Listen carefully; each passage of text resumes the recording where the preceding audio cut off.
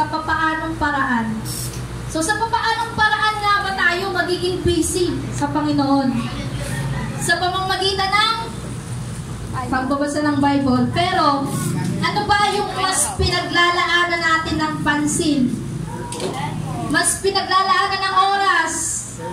Yan, alam ang sagot ng cellphone. Pero ano sabi sa una? We must be busy first with Jesus. Sa paano paraan? Pagbabasa ng Bible. Nakakapagbasa pa po ba tayo ng Bible? O tuwing ano lang, tuwing may gawain lang? Tuwing may Bible study lang ba tayo nakakapagbasa ng Bible? Amen, maraming guilty, no? Even me. Ako po yung unang tinamaan talaga dyan sa ano. Sabi ko kay Lord, ang sakit naman. Hindi makailag eh. No, so dapat, sabi nga sa una, we must be busy first with Jesus. Paglaanan natin ng pansin o ng attention or pagkabisihan naman natin ang pagbabasa ng Biblia. Diba nga sa inawit natin kanina, sa lyrics nun, diba? Salita mo, pangahawakan ko. So, paano natin pangahawakan ang salita ng Panginoon kung hindi naman natin siya binabasa? Kung hindi naman natin siya pinagbubulay-bulayan? Amen? Ano pa? Sa pamamagitan ng pananalangin. Again, ilang beses po ba tayong nananalangin? Tuwing ano lang ba? Tuwing may prayer meeting lang ba? Or tuwing Sunday service lang ba? Ha? Araw-araw po ba tayong nananalangin? Araw-araw po ba natin kinakausap ang Panginoon? Pag may kailangan lang, no, Lord, kailangan ko ng ganito, ganyan. Ganun lang ba? Ganun lang ba natin kausapin ang Panginoon? Hindi, dapat andun yung lagi natin siyang kausapin. Amen? Parang sa kaibigan lang, di ba? Kung mapapansin natin, sa bilang tayo, kapag may problema tayo, sinong una nating nilalapitan? Ang magulang ba natin o ang kaibigan natin? Kaibigan. So dapat, andun yung kasi kaibigan din natin ang Panginoon eh. Dapat, mas unahin natin kausapin palagi ang Panginoon. Pag-isip pa lang natin sa umaga, kausapin na natin siya, mag-thank you na tayo. Bakit? Kasi ginising niya tayong muli eh. Diba? So dapat, mas paglaanan natin ang pansin niyan. Amen? Maging busy tayo sa Panginoon. Amen? Amen, Amen tayo na pero paglabas natin, anong hawak natin? Cellphone. Paglabas, cellphone, no? Nakalimutan agad yung mensahe. Amen? Yan, sabi nga sa Matthew 6:33, but seek first, amen, but seek first His kingdom, and all these things will be given to you as well. Amen, ngunit, ano sabi, ngunit sa lahat ay bigyang halaga ninyo ang kaharian ng Diyos at ang pamumuhay ng ayon sa kanyang kalooban, at ibibigay niya sa inyo ang lahat ng mga bagay. Take note, ibibigay ng Panginoon ang lahat ng bagay sa atin. Lahat ng bagay na makakabuti sa atin. Pero anong kondisyon niya? But seek first. Unahin natin ang Panginoon. Mas unahin nating magpaka-busy sa Panginoon. Amen. Kaya po ba natin yon? Amen. Amen. Kakayanin para sa Panginoon. Amen. Pangalawa, we must be busy doing the will of God. Sa buhay po natin ito, ano po ba yung mas nasusunod? Yung kagustuhan natin o yung kagustuhan ng Panginoon? Ano yung madalas nasusunod? Kagustuhan ng sarili. Pero anong sabi dyan? We must be busy doing the will of God. Ang kagustuhan ng Panginoon. Magpaka-busy tayo sa kagustuhan ng Panginoon para sa buhay natin. Amen? Sabi nga sa John 14:15, yan ang sabi niya, if you love me, obey my command. Mahal po ba natin ang Panginoon? Amen. Kung mahal natin ang Panginoon, nagagawa po ba nating magpakabisi sa pagsunod sa ating Panginoon? Yan, wala nang nag-amen. Wala nang sumagot. Yan, nagagawa pa po ba nating magpakabisi sa kagustuhan ng Panginoon o sa kalooban ng Panginoon para sa buhay natin? Nagagawa pa ba natin magpakabisi? Yan, so dapat, yan, ano sabi dyan, kung iniibig ninyo ako, tutuparin ninyo ang aking mga utos. Amen? Sa Old Testament po, ilan po ba ang utos? 10. Pero alam niyo po ba yung the Great Commandment ng ating Panginoon? Amen? Amen. So mamaya po, malalaman din natin yung kung ano yan. At sabi pa nga dito, yan, tanong po mga kapatid, mahirap bang sundin ang utos ng Panginoon? Mahirap po ba? Mahirap po ba sundin ang utos ng Panginoon? Amen, mahirap no. Kasi doon pa lang sa utos ng Panginoon ang ibigin mo ang iyong kaaway. No. Mahirap no. Pero anong sabi niya ng Panginoon? Kung iniibig ninyo ako, sundin ninyo ang aking mga utos. Sinasabi natin na amen, mahal natin ang Panginoon, pero sinusunod ba natin ang mga utos ng ating Panginoon? Yung iba, oo, pero maraming hindi. Tama ba? Yun, sabi niya, ni Darley, yung may kaaway, pinapatawad na kita, pero huwag na magpapakita sa akin. Tama ba yun? Ganun ba yun? Ganun ba yung pagpapakita ng pag-ibig? Pinapatawad mo na nga siya, nagbitaw ka na ng pinapatawad na kita, kulit mo eh, pero huwag ka magpapakita sa akin. Tama ba yun?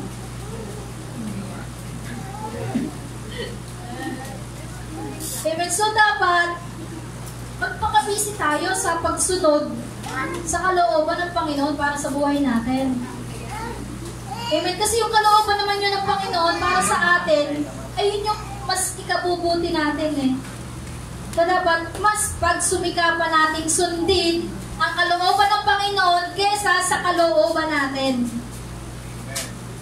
Amen. Pansinin natin doon sa Mateo 7. Yan, anong sabi dyan? Hindi lahat ng tumatawag. Yan, ilang beses na yan na-share, no? Ilang beses na bang na-share yan sa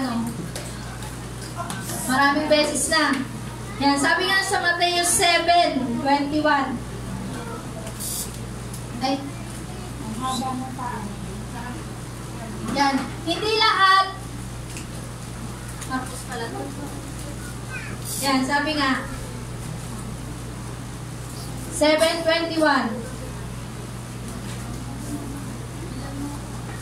Yan, isa naman sa mga alagad. Yan, hindi lahat ng tumatawag sa akin, Panginoon, Panginoon, ay papasok sa kaharian ng langit. Kundi sino?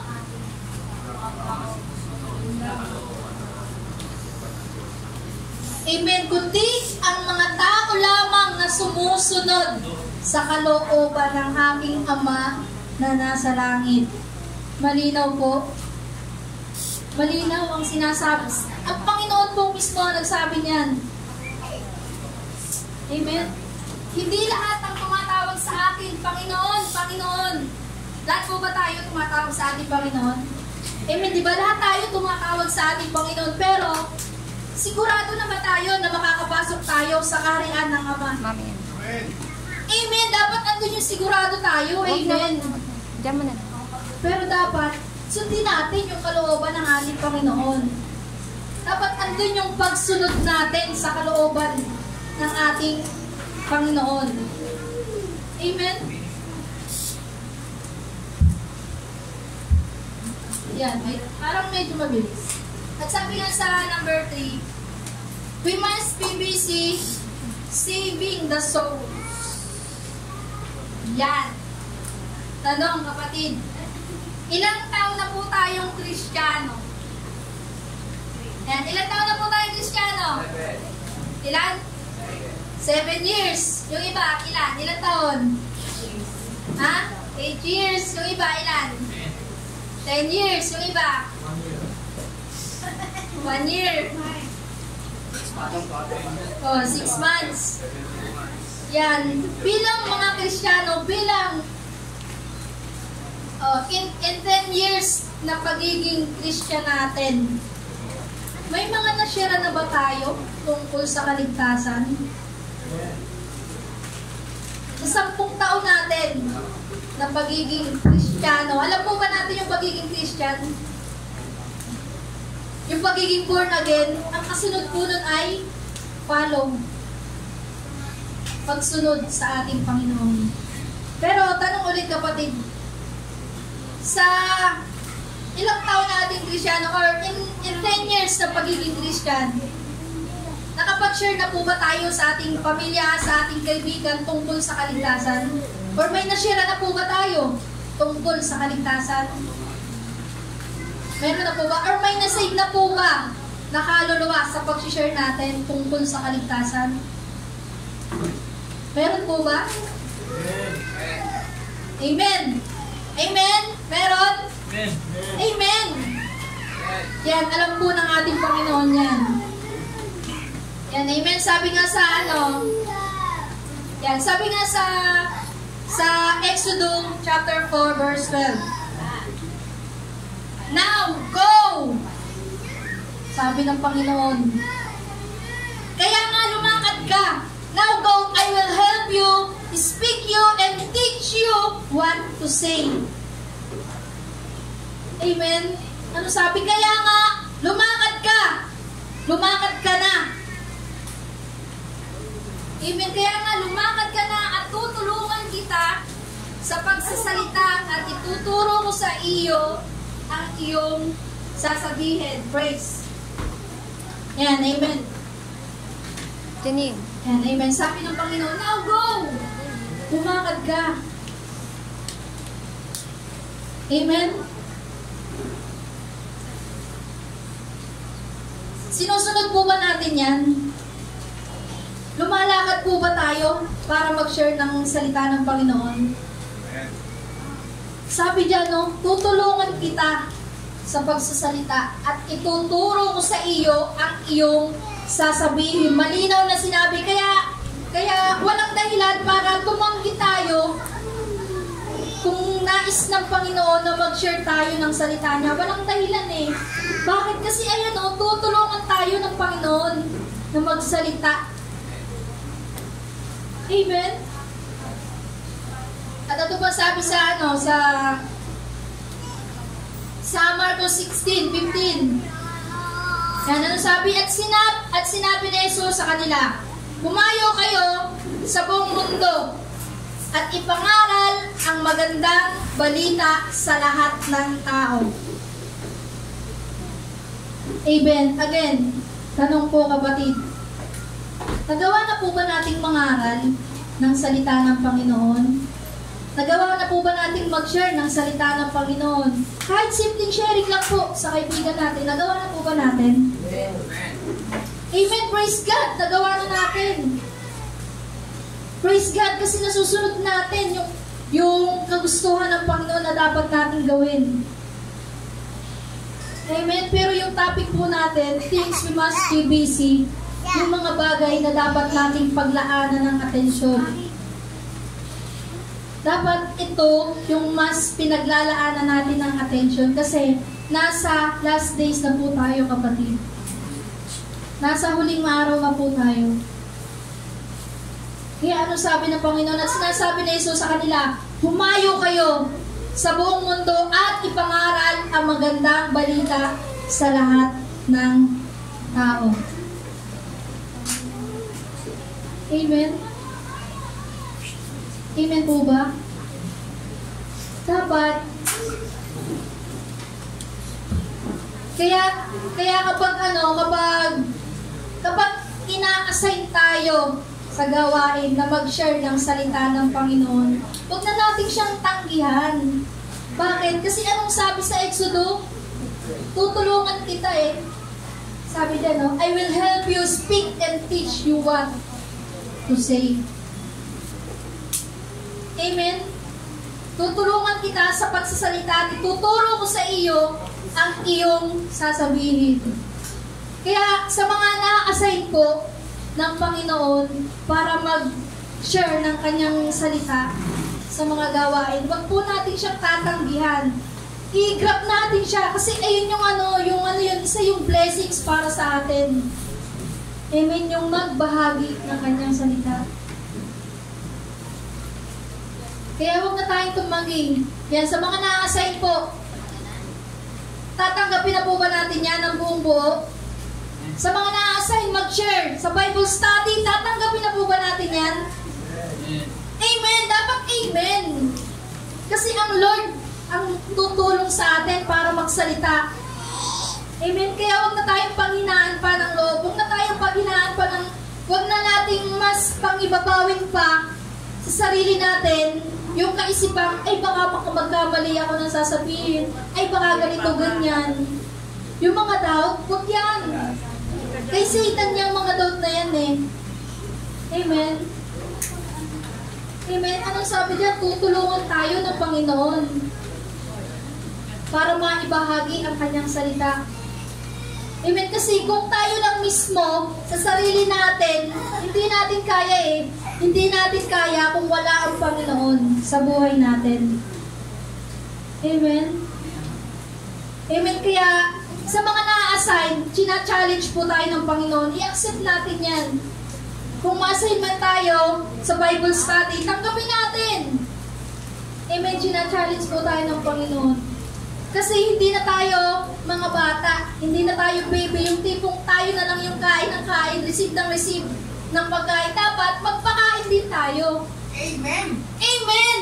Dapat magpakain din tayo. Hindi yung tayo lang yung receive ng pagkain. Dapat magpakain din tayo. Kasi nga, tulad ng tanong kanina, ilang taon na tayong Kristiyano? Merong 8 years, 7 years, 10 years. Ang tagal na, no? Tagal na, no? Tagal na. Pero sa loob ng mga taon na yon, nakakapagbahagi na po ba tayo ng salita ng Panginoon? Medyo big question po ba yun? Di naman. Yan, so dapat, i-push natin, tayo rin mismo, i-push natin yung sarili natin para magbahagi ng salita ng ating Panginoon. Hindi natin kailangang matakot pa kasi ayan sinasabi ng Panginoon, tutulungan kita.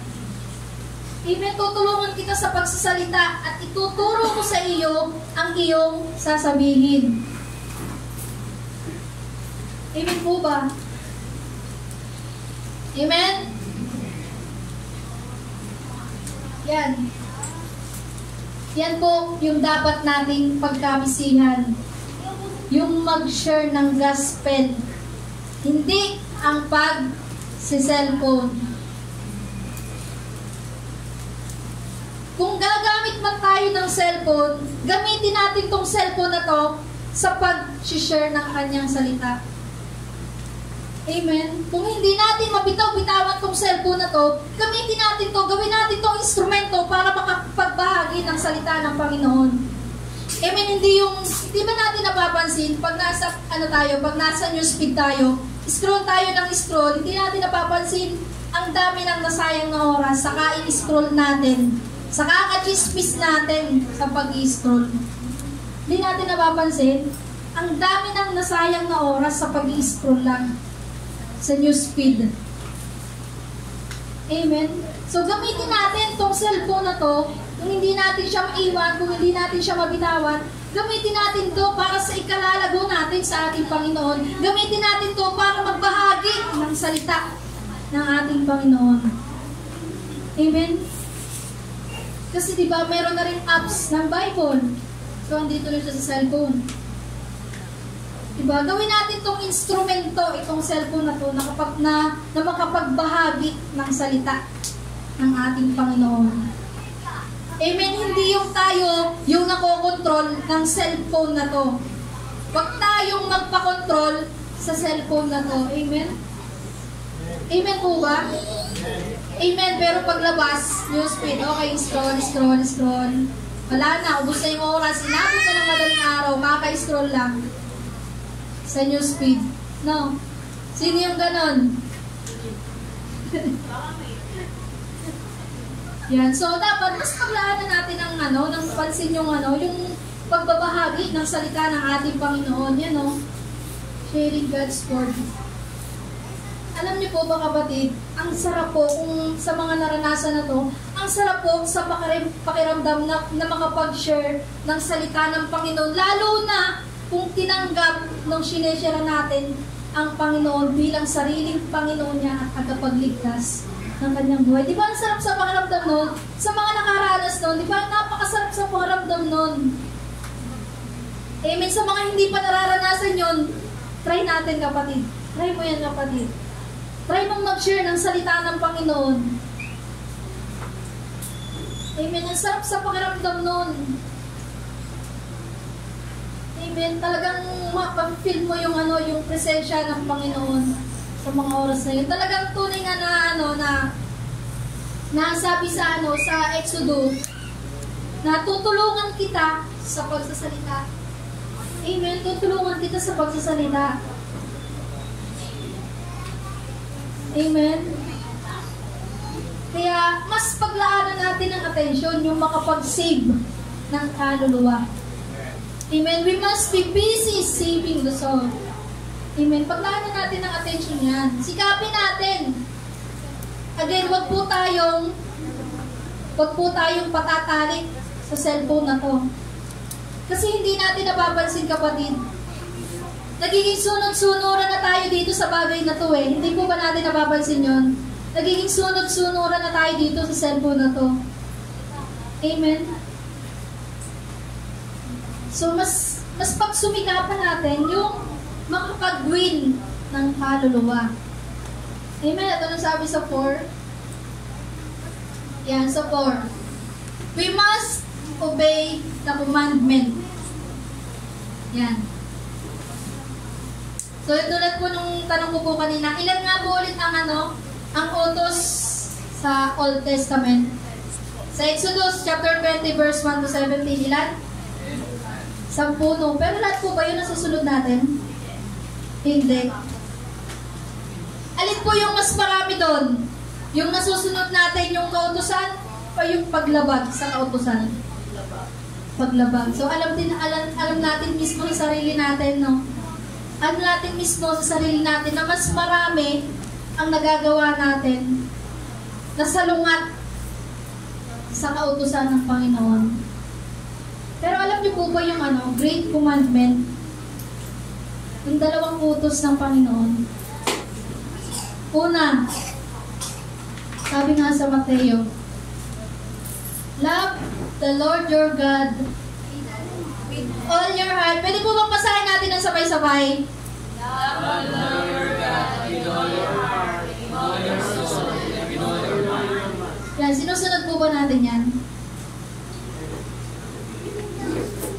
Love the Lord your God with all your heart.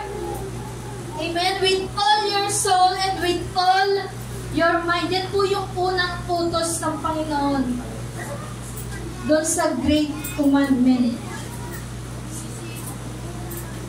Amen. At ang pangalawa, ano sabi dyan? Love your neighbor as yourself.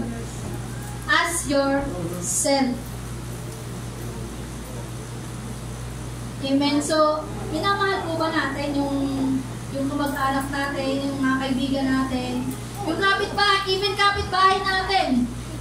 Pinapakitaan po ba natin ang pagmamahal? Ha? Binibigyan ng ulam. Amen. Magpapakita din yun ng pagmamahal. Yung sa kapag may kapitbahay tayo, pag binigyan natin ng ulam, pagpapakitain ng pagmamahal.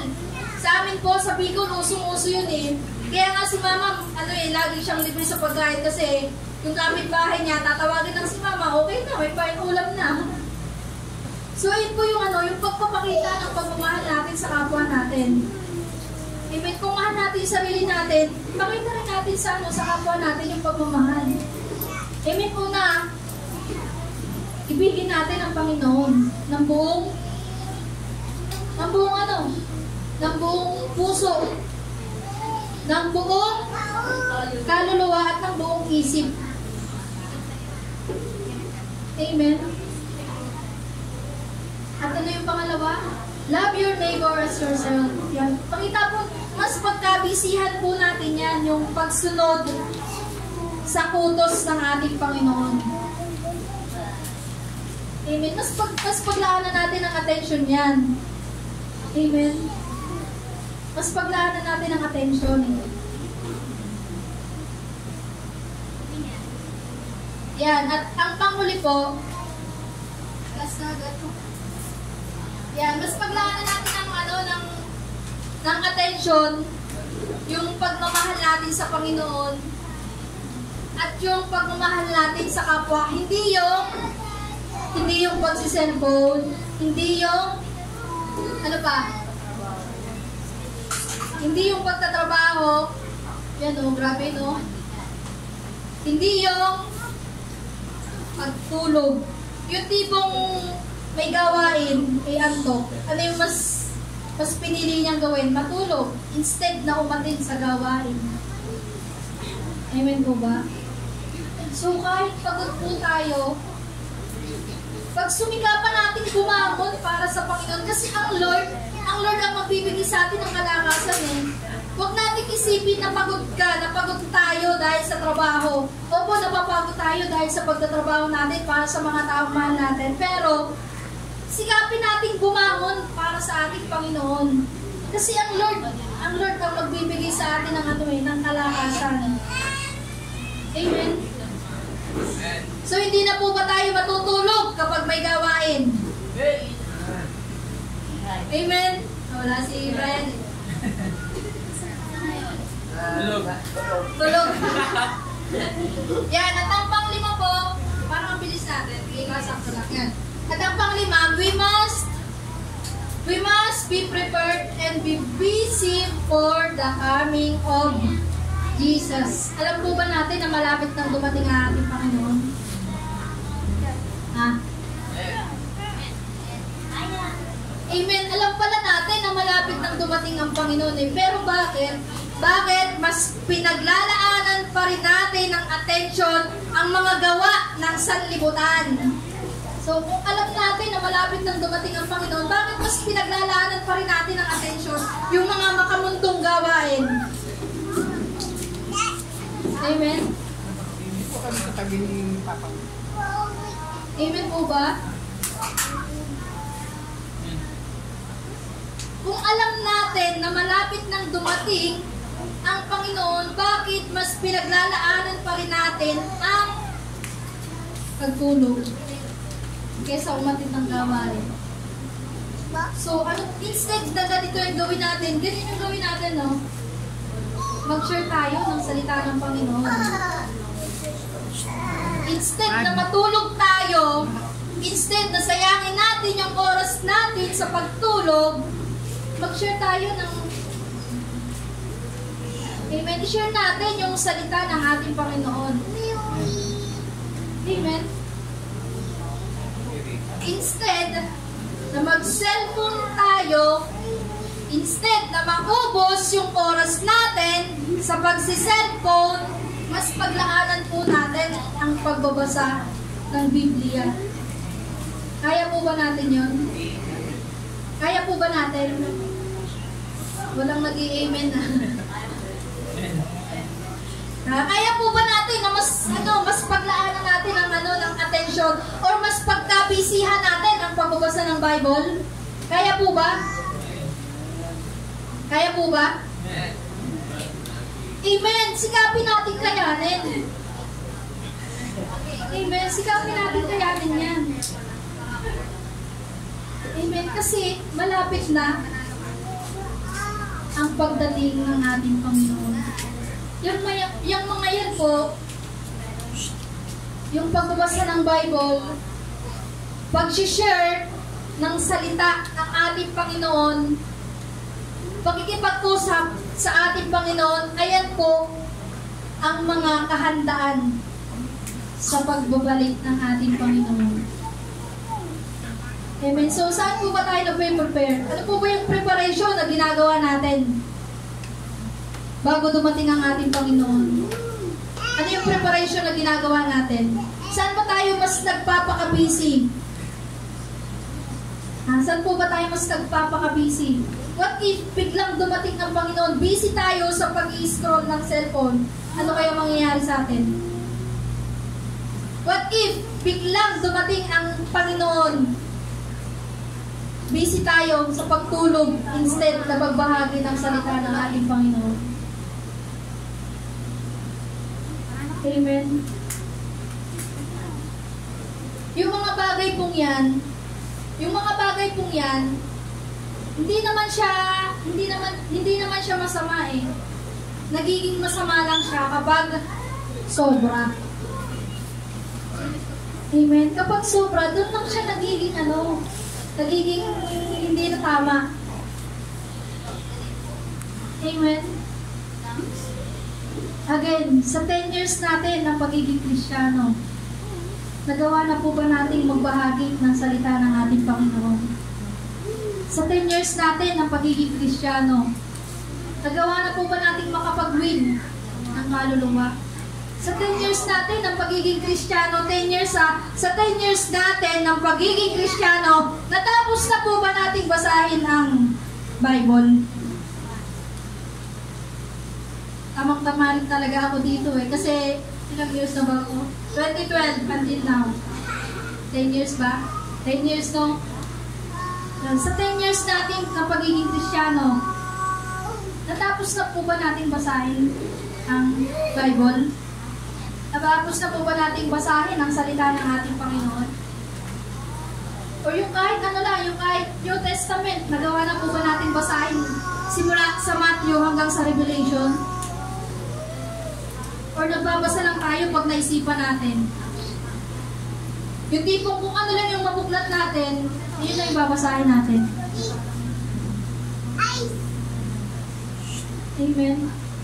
So dapat, instead na paglaanan natin, instead na magpaka-busy tayo sa mga makabundong gawain, sikapin natin mas paglaanan ng atensyon ang ating Panginoon. Kasi ano sabi sa number 5, we must be prepared and be busy for the coming of Jesus. Amen. Tinanong ko po kayo kanina, alam po ba natin na malapit nang dumating ang ating Panginoon? Nagsagot po tayo ng amen. Ibig sabihin, kung alam po natin na malapit na dumating ang ating Panginoon, bakit mas pinaglalanan pa natin ng pansin ang mga makamundong gawain? Kasi alam na natin na malapit nang dumating ang Panginoon.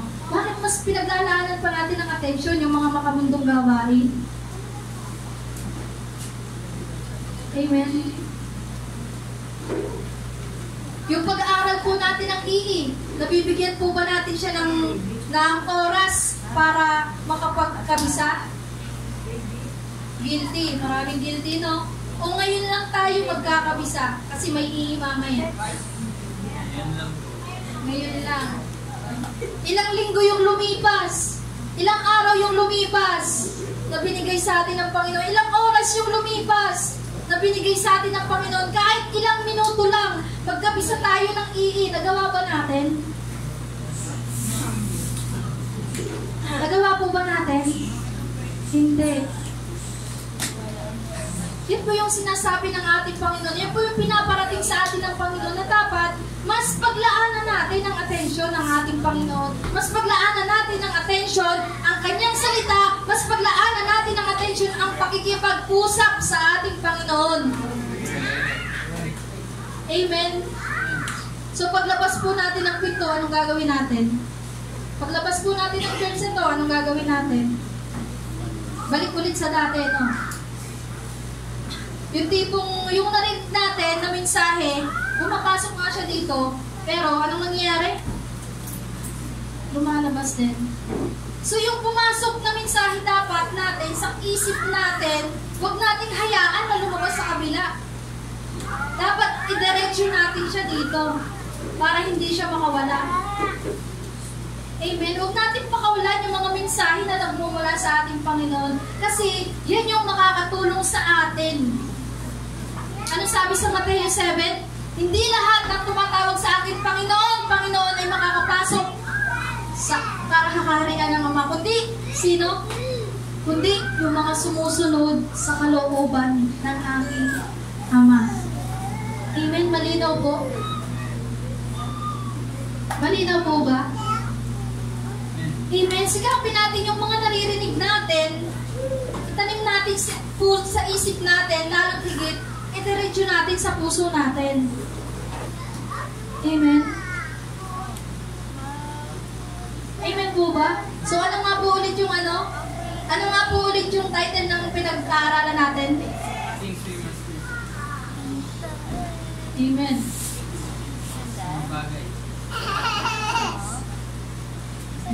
Things we must be busy. At sa last verse po natin, Matthew 6:33. But seek first His kingdom and His righteousness, and all these things will be given to you as well. Amen? Malinaw pong sinabi, kapag inuuna po natin ang ating Panginoon, anong nangyayari? Yan o, lahat ng bagay ipagkakaloob sa atin. So, uunahin na po ba natin ang ating Panginoon sa buhay natin? Amen? Uunahin na po ba natin kausapin ang Panginoon pag-ising pa lang natin? Or mas uunahin natin hindi pa mulat yung mata natin, kinakapanan natin tong cellphone na to? Ganun po ba? Hindi po nga, kaya yung cellphone ko. Gising ka na, no, hindi ka pamulat, kinakapa mo na kung nasan yung cellphone mo. Nag-aalala ka na kung nasan yung cellphone mo. Nag-aalala ka na, nalaglag ba, nabasag ba? Pag kinakapa mo na kasi baka may nag-chat. Ganun ba dapat? So dapat, sikapin natin na pagkagising pa lang natin sa umaga, mas unahin na natin ang ating Panginoon. Kausapin natin siya agad, Lord, salamat dahil muli ginising mo ako sa aking pagkakatulog. Lord, salamat! Dahil hinayaan mo na muli, makasama ko yung mga taong mahal ko dito sa mundo. Amen. Dapat gano'n, dapat mas unahin natin kausapin ang ating Panginoon. Or sa lahat ng ginagawa natin, mas unahin natin siya. Amen. Kahit nagtatrabaho tayo, pwede natin kausapin ang Panginoon. Hindi yung nakikipag-chismisan pa tayo sa katabi natin. Amen po ba? Yung tipong nagtatrabaho tayo, ganun. Nakikipag-chismisan sa katabi. Dapat ang mas paglaanan natin ng attention, yung pakikipag-usap sa Panginoon. Amen? Kahit nasa trabaho tayo, kapatid, kahit nasa trabaho tayo, pwede natin kausapin ang Panginoon. Pwede natin pagbulay-bulayan ang kanyang salita. Amen? Pagpasok natin ng trabaho, bago tayo pumasok ng trabaho, try natin kahit isang verse magbasa. Kahit isang verse, kabisaduhin natin. At yun, ang pagbulay-bulayan natin habang nasa trabaho tayo. Hindi yung chismis sa katabi, no? Uy, alam mo ba si ganito ganyan, pero nagtatrabaho yun. Ganun ba? Ganun ba yung preparation na gusto ng Panginoon na ginagawa natin? Tinatawanan natin, no? Kasi yung ginagawa natin. Tinatawanan natin kasi yung totoo. So, dapat mas paglaanan natin ang atensyon ng ating Panginoon. Amen? Or kung kakausapin man natin, yung katrabaho natin, yung katabi natin, ang gawin natin, share natin. Amen? Kung hindi natin matiis na hindi magsalita sa oras ng trabaho natin, yung katabi natin, share natin ang salita ng ating Panginoon. Share natin ang ng gospel. Hindi yung, uy, alam mo ba, si ganito, si ganyan. Amen? Ano ba yung mas nakaka-bless? Yung share natin, yung katabi natin sa trabaho, or yung i-chismis natin? Yan. Amen? So, marami pong oras, maraming pagkakataon na dapat mas unahin natin ang ating Panginoon. Amen. Hindi po rason yung, kasi busy ako sa trabaho Hindi po rason yan, kapatid. Amen. Kasi diba, sa pagtatrabaho naman natin, lalo na sa mga nasa company, diba madalas tahimik lang tayo? Ano ba yung mga gumugulo sa isip natin? Kasi na paglaanan natin, yung mga gumugulo sa isip natin, mas paglaanan natin ng pansin sa isipan natin, yung salita ng ating Panginoon. Pagkulay-gulayan natin siya. Amen. Mas paglaanan natin ang attention niya, mga ganyang bagay. Amen. Dapat tayo, bilang mga Kristiyano, bilang tagasunod na sa ating Panginoon, dapat hindi na tayo nagpapatalik sa makapundong gawain. Amen po ba? Instead, na mag-chismis tayo, ipag-pray na lang natin yung tao na yun na pag-uusapan. Amen po ba? Ipag-pray na lang natin. Amen po ba? Kung hindi natin matiis, mag-marites sa company, o kung sino man yung mga nakakasama natin, kung hindi natin siya matiis, i-rebuke natin yung sarili natin. Oy self, medyo fall ka na. Hindi na tama. Amen? Kaya po ba natin yun? Or paglabas pa lang ng Pinoy, alam mo ba si gantong ganyan? Nag-kismis agad. Amen? So, paglaanan natin ang atensyon ng ating Panginoon. Kasi ayun po yung mas makakabuti sa atin. Ayun po yung mas makakabuti sa ating kaluluwa. Amen? Kasi nga, ano sabi sa number 5? We must be prepared. Amen? We must be prepared. Maghanda tayo sa pagdating ng ating Panginoon. Amen? Amen po ba? Amen. Maging na po tayo.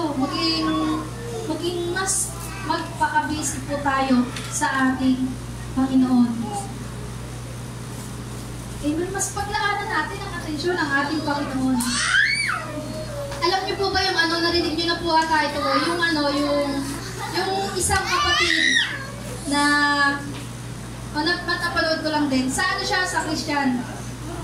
Sa church ng Christian. Yung isang kapatid, medyo na titisod siya sa mga nakikita niya sa paligid.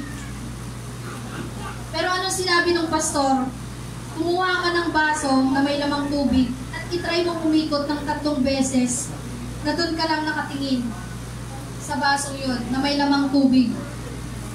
Nung time na tapos na siyang umikot, tinanong siya ng pastor, may natapon ba na tubig sa baso? Sabi niya, wala.